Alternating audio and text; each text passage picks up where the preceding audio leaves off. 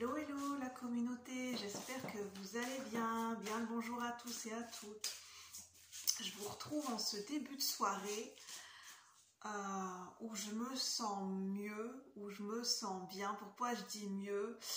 Je traverse beaucoup d'émotions en ce moment et peut-être que je ne suis pas la seule.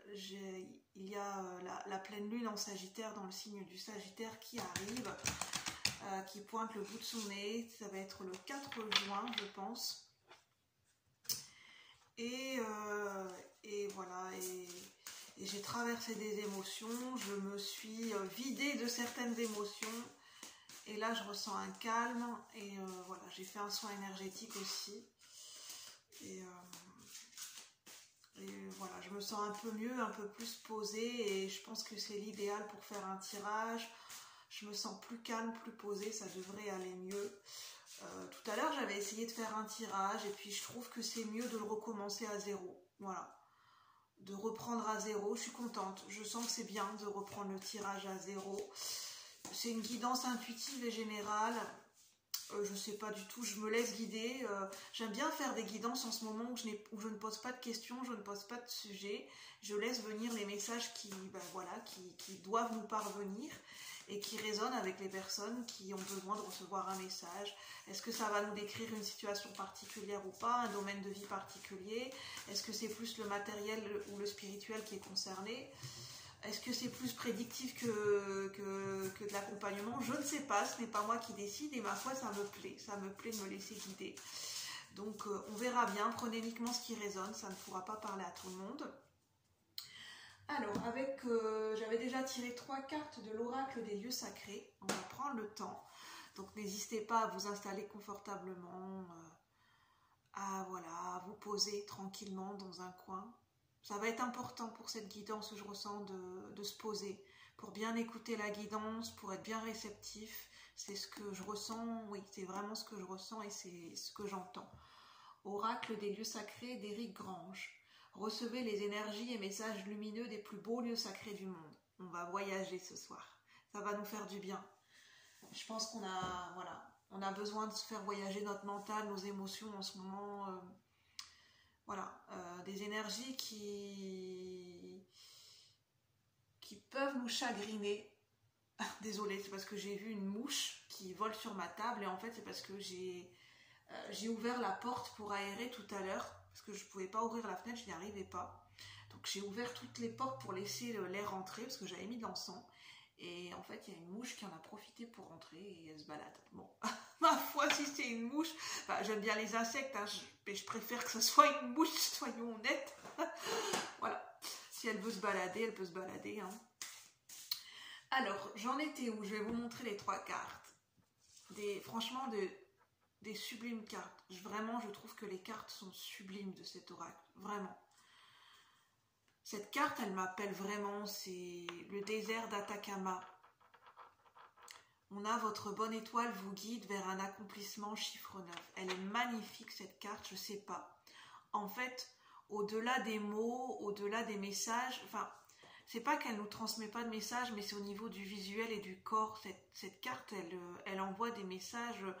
J'ai l'impression qu'on peut s'y plonger dans cette carte. On peut vraiment faire une méditation et se projeter dans la carte.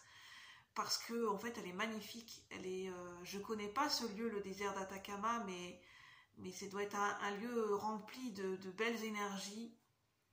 Et il y a vraiment un contraste et un paradoxe dans cette carte, parce qu'il y a la richesse du ciel, des énergies célestes et cosmiques, des étoiles, de la Voie lactée, et en même temps c'est un désert. Quand on voit dans cette carte, il n'y a pas beaucoup d'éléments. Hein. Il y a les montagnes, il y a l'eau, il y a les flamants roses et en même temps c'est suffisant. C'est un lieu de paix, c'est un lieu de pèlerinage.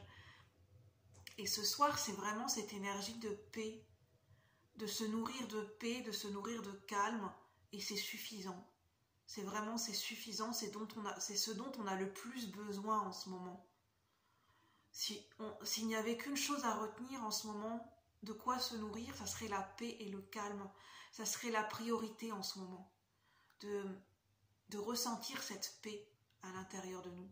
Et on n'a pas besoin de faire des millions de choses, de faire des rituels compliqués. juste dans la simplicité, voilà, la paix, elle est en nous, on peut la faire advenir. Ça n'a pas besoin d'être compliqué pour se sentir en paix. Ça ne devrait pas être aussi compliqué en fait. On n'a pas besoin de grand-chose pour se sentir en paix. On n'a pas besoin d'être entouré de millions de choses, de millions de gens pour se sentir bien et en paix. Et en place, j'entends. Elle est magnifique. Je vais vous montrer toutes les autres cartes. Je vais prendre le temps de faire la guidance ce soir. Je vais faire une très longue vidéo, mais je prendrai le temps avec vous. Nous prendrons le temps pour vraiment bien recevoir et nous connecter aux énergies ce soir. On a 34, la cité de Teotihuacan. Votre masculin et votre féminin se réharmonisent.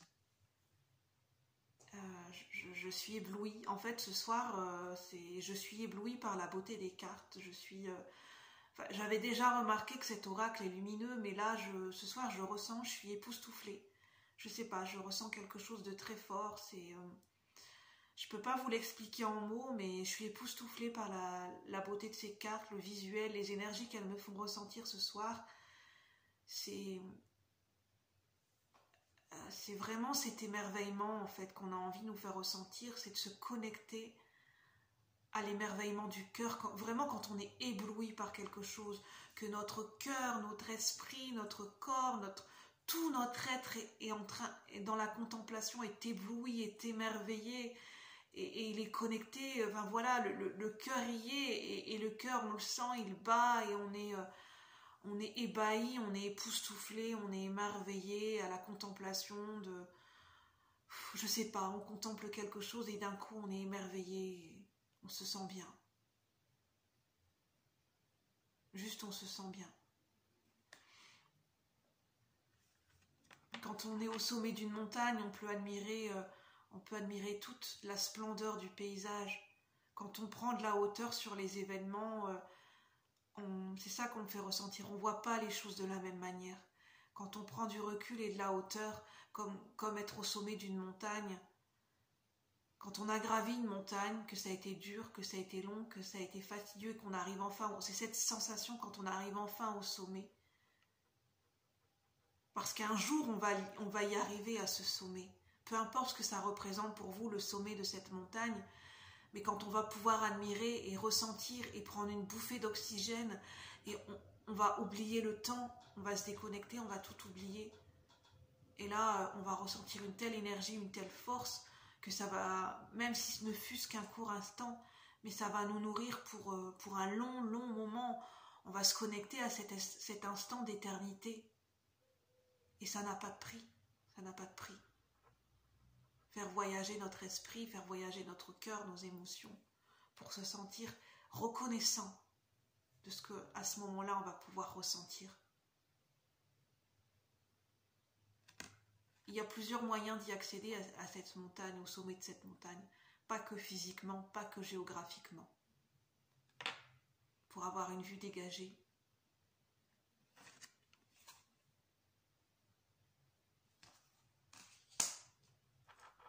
Je me laisse guider, je laisse les messages venir parce que là je suis en canalisation. Je suis Julie, je suis clairsentiente, je canalise des messages et des énergies pour ceux qui ne me connaissent pas. Le Machu Picchu, la lumière vous purifie.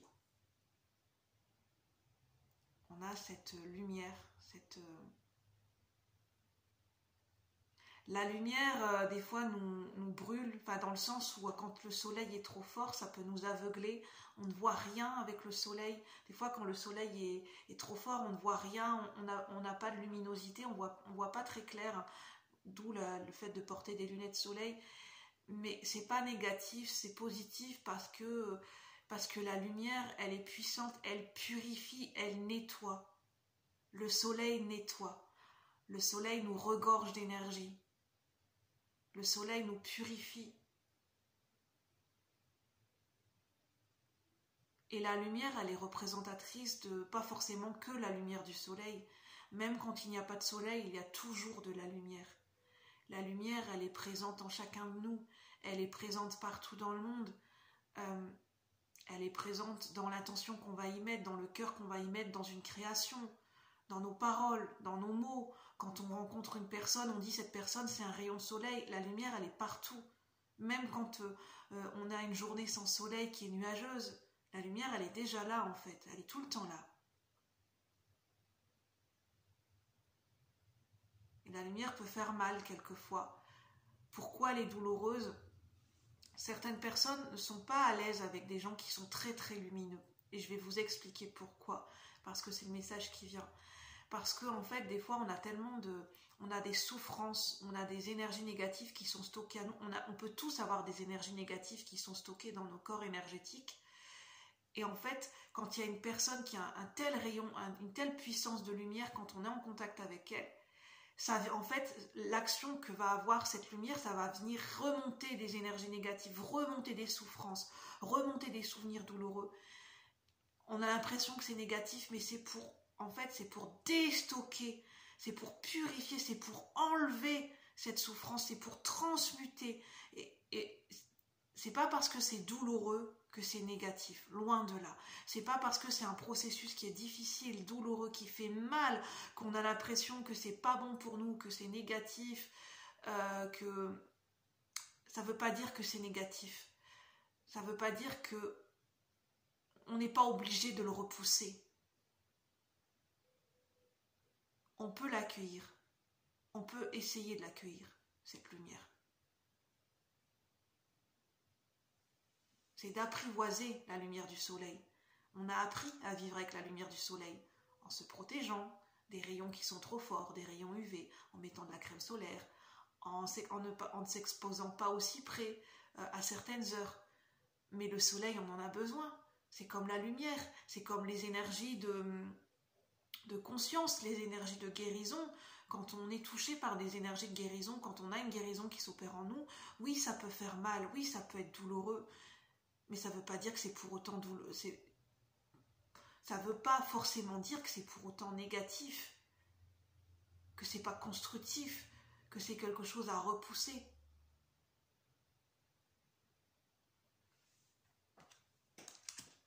Et on a le temple d'Apollon. Je pense que cette carte pourra parler à certaines personnes qui se sentent très connectées avec la lune.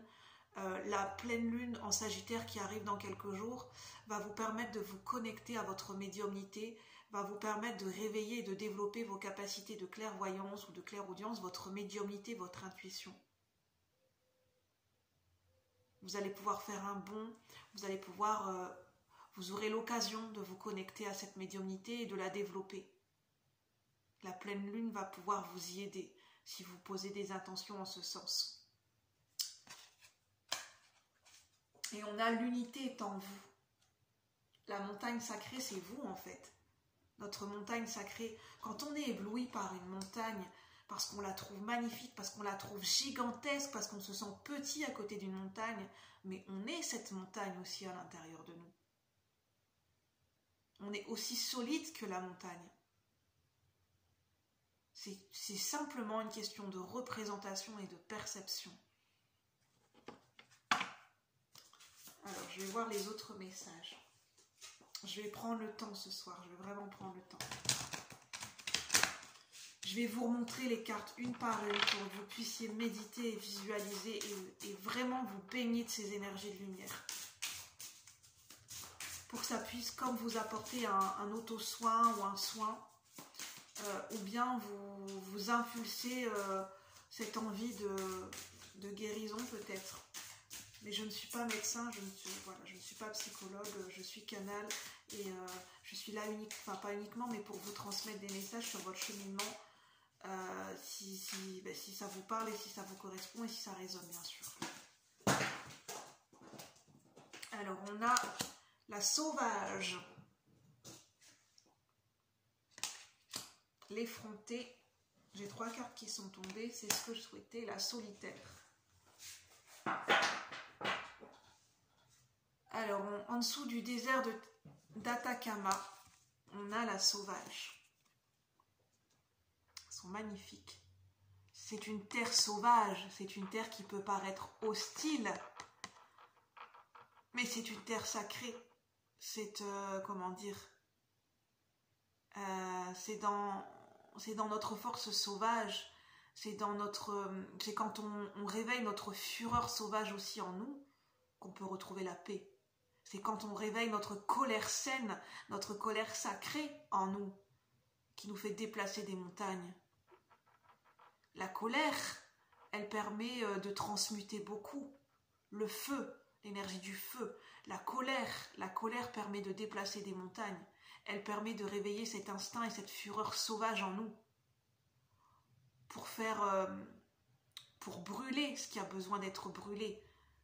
Comme la terre, quand elle est brûlée, après ça permet à la terre de se purifier, de se nettoyer et des nouvelles pousses, des nouvelles plantes ou des nouveaux arbres puissent pousser sur une terre vierge qui a été purifiée.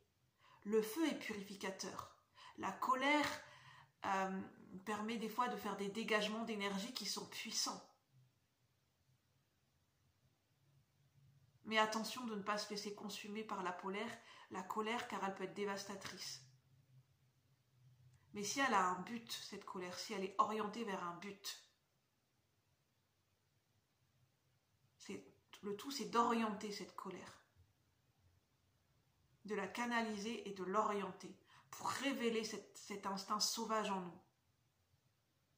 Et c'est seulement après, quand la colère, la purification a pu se faire, qu'on a pu transmuter des énergies négatives en énergies positives, qu'on a pu faire le job, comment dire que intérieurement, il y a eu comme un gros nettoyage, une grosse purification des énergies négatives, des émotions, des mémoires douloureuses en nous, des souffrances qui avaient besoin d'être purifiées, d'être nettoyées, d'être libérées. C'est seulement après qu'on peut retrouver la paix, le calme. Et généralement pas avant. Et qu'on peut retrouver un ancrage. Avec le chiffre 31 qui repart le chiffre 4. Ensuite, on a l'effronté.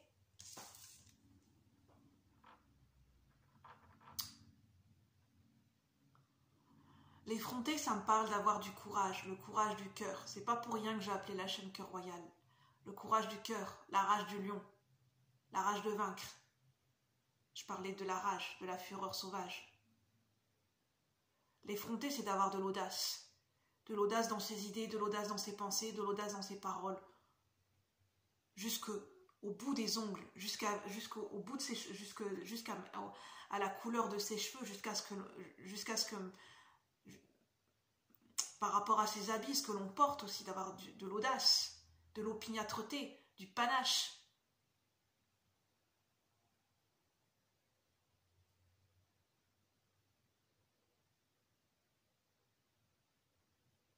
Il faut du panache pour... c'est contempler le sommet de la montagne avec panache, avec grandeur, avoir de la grandeur d'âme, de se dire... Moi, je vais la gravir, cette montagne. Moi, je vais être celle qui va être tout en haut du sommet. Je vais pouvoir contempler toute la vue. Je serai là-haut, je vais contempler le sommet. Ça me fait penser à une série qui est en train de passer en ce moment sur TF1 que j'ai pas vue. J'ai juste vu la bande-annonce, c'est Les Randonneuses. Apparemment, ce sont des femmes qui sont atteintes d'un cancer et qui ont décidé de faire des randonnées et qui se sont lancées un challenge. Mais dans leur tête, enfin j'ai pas vu cette série, mais c'est ce mental d'acier, c'est moi j'y serai là-haut, un jour moi je serai à cette place, un jour moi je serai au sommet de cette montagne. Et j'y crois et je le sais, et je sais que c'est possible, et je sais que je vais y arriver. Il n'y a aucun doute là-dessus. J'y serai à cet endroit, j'y serai à cette place, je ressentirai telle énergie, je visualise telle vie pour moi, je visualise le meilleur pour moi, le meilleur. Pas moins. Je visualise ce que je mérite, ce que j'estime mériter, le meilleur pour moi, la meilleure des vies. Et pas moins. C'est d'avoir des exigences par rapport à sa propre valeur, par rapport à ce qu'on estime mériter dans sa vie. C'est d'avoir de l'audace, du panache.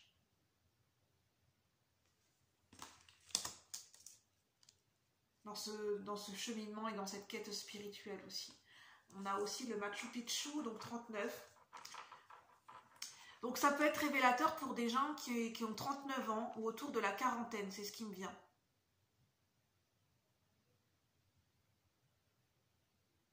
Vous êtes peut-être en train de vivre, comment dire, un nettoyage puissant en ce moment dans votre vie. Des bouleversements, des dégagements d'énergie assez puissants dans votre vie. Pour des gens peut-être qui ont autour de la quarantaine. Ou qui ont eu 39 ans, ou qui vont avoir 39 ans bientôt. Au moment où vous regardez la vidéo, vous, hein, bien sûr. Pas au moment où je la publie, parce que ça reste intemporel. Et on a la solitaire. 8 et 1, 9. 9, ça me fait pas penser à l'introspection. En fait, on parle de l'ermite dans le tarot. L'ermite, il est dans l'obscurité, il est dans le noir. Il éclaire son chemin, il est à la recherche de sa quête de vérité, de son propre chemin, de sa propre vérité. Il l'éclaire avec une petite lanterne, avec sa lumière intérieure. Et au fur et à mesure qu'il éclaire ses pas, qu'il éclaire son chemin, sa lumière, elle grandit de plus en plus. Cette lanterne, elle brille de plus en plus à chaque pas qu'il fait. Mais au début, il chemine dans le noir, dans le sombre, à l'intérieur de lumière. Il va dans les endroits les plus sombres, les plus profonds à l'intérieur de lumière, les plus caverneux. Il est dans sa grotte. C'est un chemin qui se fait seul quand on est l'ermite.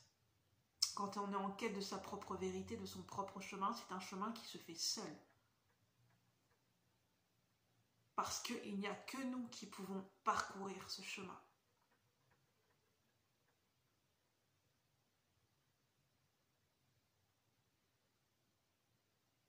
Pour apprendre de façon autonome à transmuter et à muter nos propres énergies, à transmuter notre souffrance, à nous métamorphoser, à transformer nos énergies. C'est un chemin qui, c'est à apprendre en autonomie, pour apprendre à le faire seul, pour apprendre à s'auto-guérir, à s'auto-gérer.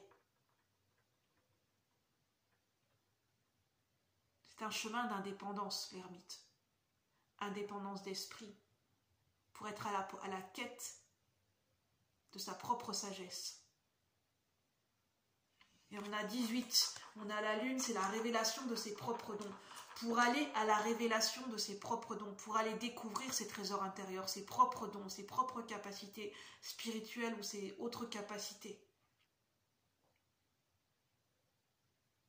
Pour aller à la rencontre de ses ombres.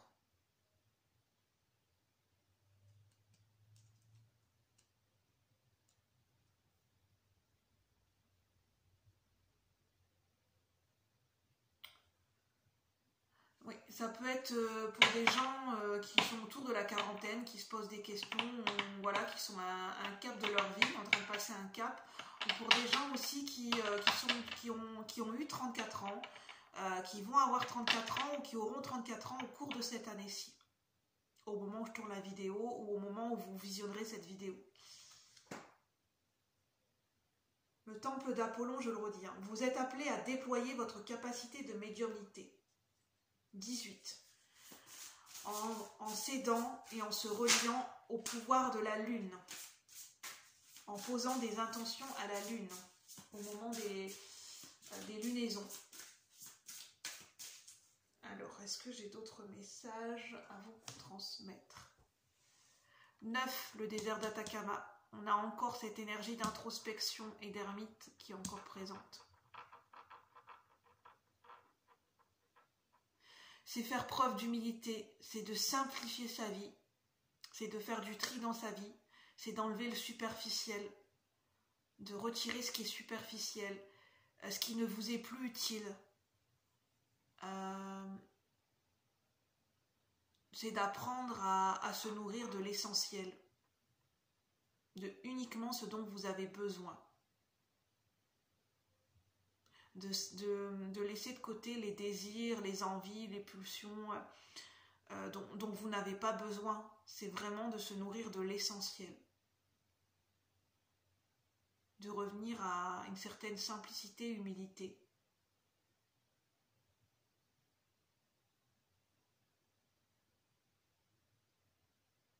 De ne pas s'encombrer de choses inutiles.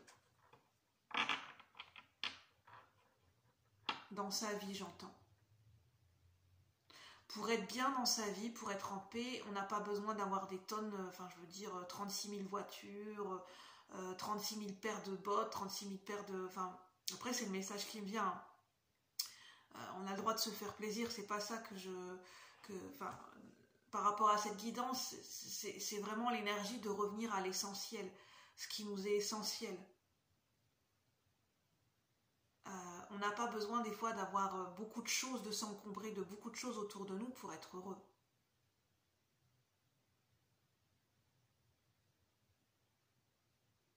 On a déjà besoin d'être entouré des gens que l'on aime, de véhiculer cet amour.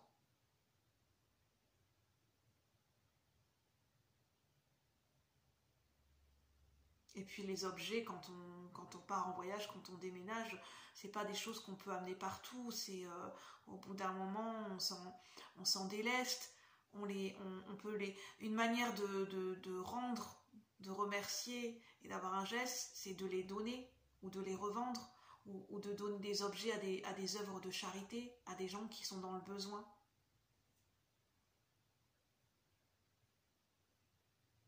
C'est de ce dont on parle. Je ne sais pas pourquoi on parle de ça. Est-ce que je vais prendre un autre oracle?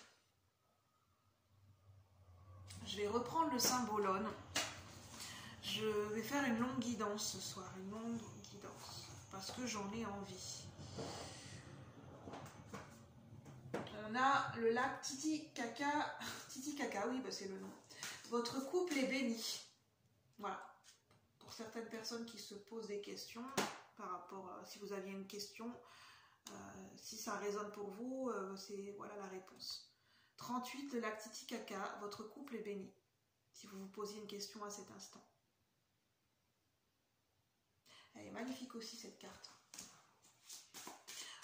Pour ceux qui tirent les oracles, qui aiment les oracles, je vous le conseille. Je ne fais pas de la pub, hein.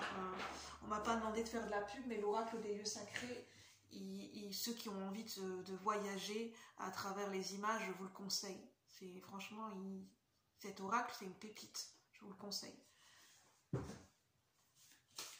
Il est au prix de 24,95 €. Après, je ne vous incite pas à acheter, hein. Faites en fonction justement de ce dont vous avez besoin, de ce qui est essentiel pour vous et de vos priorités du moment. Et en fonction de votre budget, bien évidemment. Alors, tout est une question d'équilibre et de modération. Alors, qu'est-ce qu'on veut bien nous dire ? Est-ce qu'il y a d'autres messages à recevoir pour ceux et celles qui regardent la vidéo, qui rentrent en résonance avec cette guidance au niveau collectif et général? Qu'est-ce qu'on veut bien nous dire au niveau de cette guidance? Les cartes se sont pas retournées. Qu'est-ce qu'on veut bien nous dire? Y a-t-il des messages complémentaires? Je vais voir après. Il y a vraiment cette énergie de sortir de... Comment je pourrais dire ça? Je sais pas comment expliquer.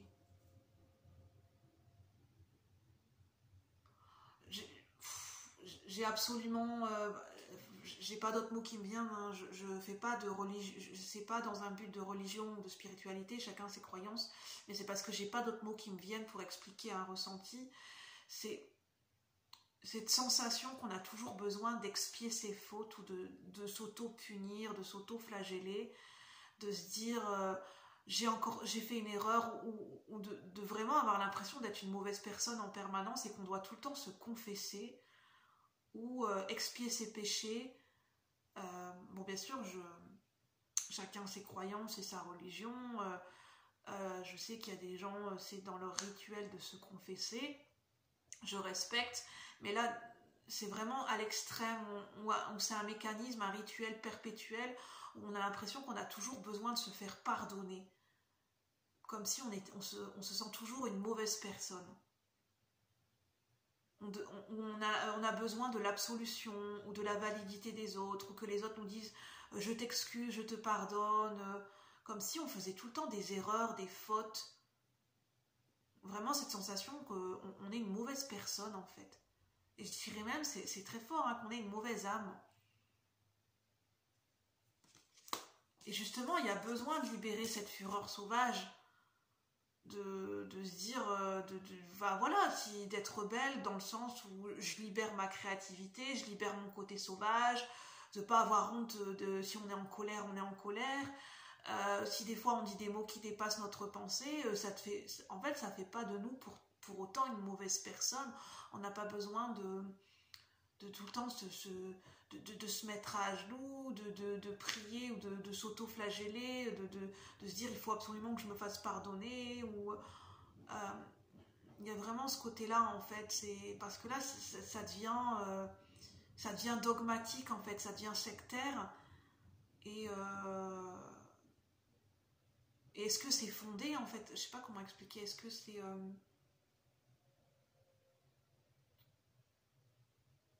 est-ce que c'est ce que la religion prêche? Est-ce que c'est ce que votre religion est-ce que c'est quelqu'un qui vous a dit ça, ou est-ce que c'est vous qui de par en fait c'est une vision des choses qui est peut-être erronée. Enfin, j'ai pas les mots pour l'expliquer. J'espère que vous comprendrez que je suis pas maladroite. Je trouve pas les mots pour expliquer. C'est très subtil et c'est très enfin, c'est voilà. Les mots ne sont pas suffisants en fait. J'ai pas les mots pour expliquer ce que je ressens, mais j'espère que vous comprendrez.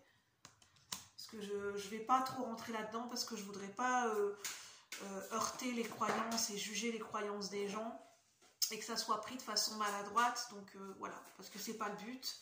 J'essaye simplement d'exprimer un ressenti. Donc prenez uniquement ce qui résonne.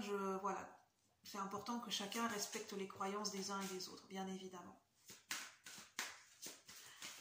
Alors, l'effronté, qu'est-ce qu'on veut nous dire par la suite?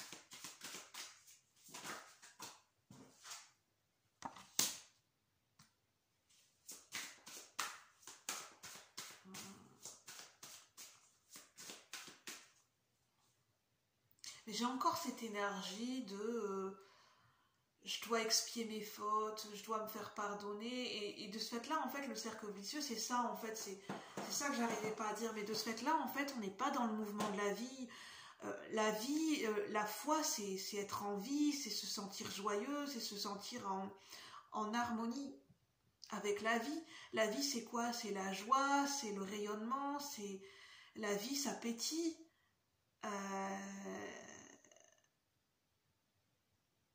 La vie, c'est on n'a pas toujours quelque chose à se faire pardonner. Pourquoi on devrait tout le temps se pardonner de quelque chose ou se faire pardonner, comme si on avait toujours une faute à se faire pardonner, où on avait un quota, où on avait enfin, la vie, elle fait pas des quotas. Enfin, on a le droit de vivre, on a le droit d'être heureux, on a le droit d'être un humain, on n'est pas toujours enfin voilà quoi, on n'a pas je sais pas comment expliquer.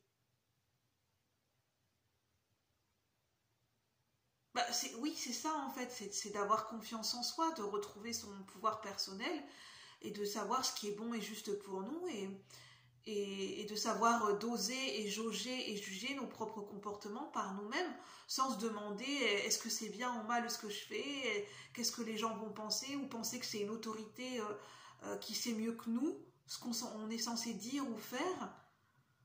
C'est de sortir un petit peu d'un système de pensée ou des croyances qui peuvent être enfermantes, de sortir de dogmes, de sortir d'une religion enfin, où on a l'impression qu'on suit sa propre religion ou sa propre spiritualité en fonction de notre âme et de notre propre vision des choses, mais en fait on suit peut-être une autorité qui est dogmatique, peut-être liée à des fausses croyances ou à une manière de penser qui n'est pas forcément juste et en accord avec qui on est en fait, qui n'est pas forcément bon et saine pour nous. Parce que c'est lié à un sentiment de culpabilité qui est peut-être ancré en nous. Et donc en fait c'est une manière de penser qui peut être de ce fait-là comme un schéma, enfin quelque chose de vicieux qui peut être ancré depuis longtemps et qui est lié à un sentiment de culpabilité qui est ancré en nous en fait, qui est limite comme un programme Enfin, c'est quelque chose, des conditionnements, voilà, c'est ça, c'est le mot que je cherchais, une certaine forme de conditionnement inconscient. Alors, la solitaire.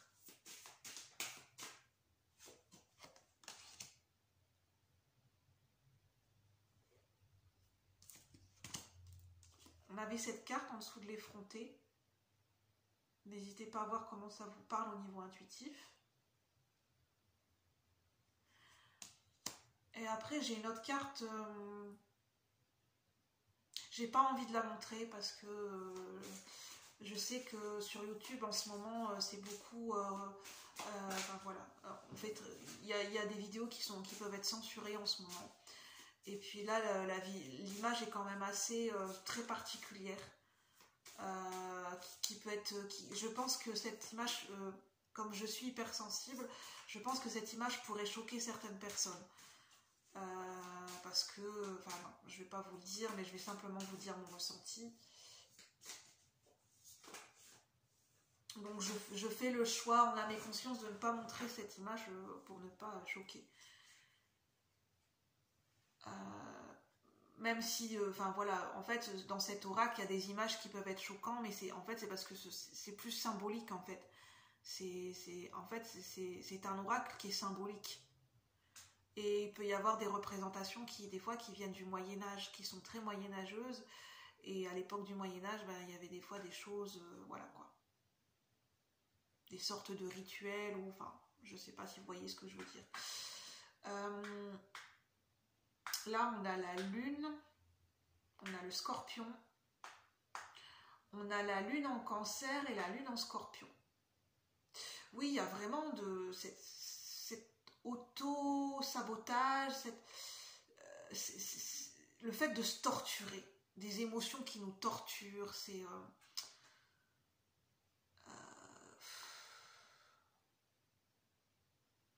comme si on tuait dans l'œuf toute idée nouvelle, toute nouveauté, toute renaissance, tout nouveau départ, c'était avorté.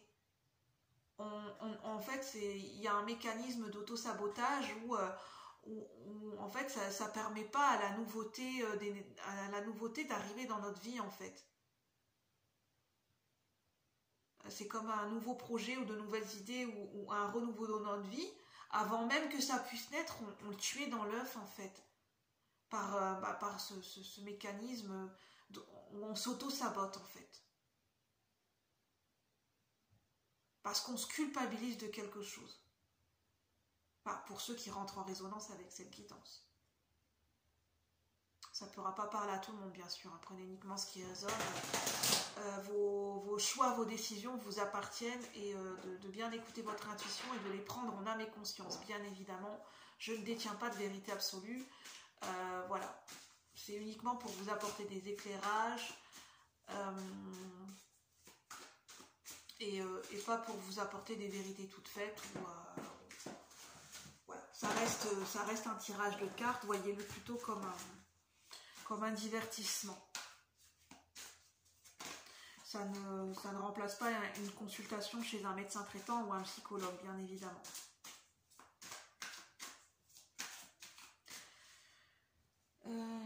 Qu'est-ce que je vais faire? Est-ce que j'ai d'autres messages? Je vais peut-être prendre une synthèse avec l'oracle des dragons protecteurs. Une synthèse avec l'oracle des dragons protecteurs.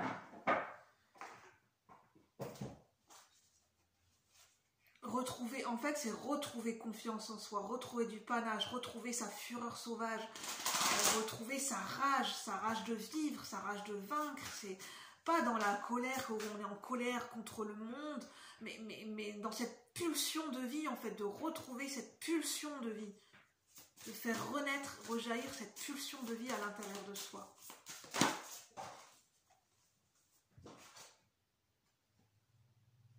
L'union divine. C'est de se connecter, de s'allier avec son âme, de s'allier avec ce qu'il y a de plus divin, avec sa sagesse intérieure, avec notre part divine, notre part profonde. avec, c'est faire un co-créer avec l'univers, co-créer. Moi, je dirais c'est co-créer avec la vie, c'est se réconcilier avec la vie. C'est vraiment ça que je ressens, c'est se réconcilier. S'il y a bien quelque chose à pardonner, c'est pardonner peut-être la vie. Peut-être qu'il y a certaines personnes qui sont en colère contre la vie. Après, je n'oblige personne à pardonner. Chacun a son propre processus et cheminement. C'est quelque chose qui vient du cœur, c'est quelque chose qu'on choisit en son libre arbitre quand on est prêt. Le pardon. Le pardon, ça n'a rien de religieux. Hein. C'est pas du tout une énergie religieuse. Hein. Le pardon, ça peut parler à tout le monde de manière différente.